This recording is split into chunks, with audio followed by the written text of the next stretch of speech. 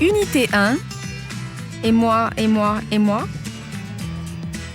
Leçon 1. Ils s'appellent Annie, Hélène, Patrick ou Sylvie et ils ont 2 points communs. Ils sont tous les 4 parisiens et tous inscrits dans le même club de rencontres pour célibataires. Ils nous expliquent les raisons de leur présence dans ce club. 20h30 au 3e étage d'un bel immeuble parisien, la prof de salsa fait danser des hommes et des femmes célibataires.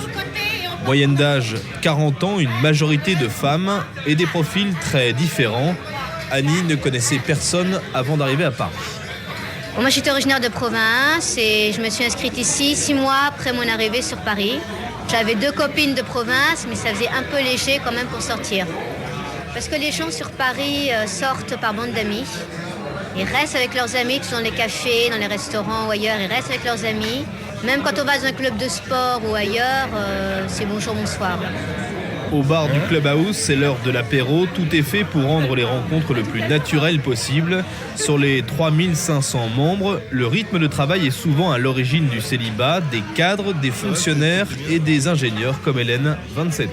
Alors déjà dans mon travail, je suis avec des personnes beaucoup plus âgées que moi et je sais que j'ai aucune chance de trouver dans mon travail actuel. Et ça, c'est important parce que c'est quand même au travail qu'on passe la majeure partie de sa journée. C'est souvent dans ce lieu-là qu'on se rencontre. Je me disais que c'était difficile de sortir de sa solitude et de se lier avec d'autres personnes. Et depuis que je suis au club, j'ai rencontré des gens complètement différents.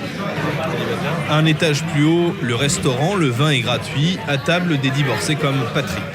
Je me suis séparé de ma femme et mes enfants, donc ma femme était prof, donc on avait essentiellement des amis profs, et puis c'est vrai que j'ai perdu pas mal d'amis en me séparant. Certains recherchent l'amour, mais la plupart viennent ici pour vaincre la solitude et s'épanouir. Depuis 19 ans, Sylvie fréquente ces clubs. Je viens pas ici en espérant trouver le prince charmant, non.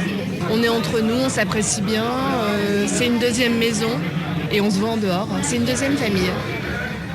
Reportage diffusé sur RTL.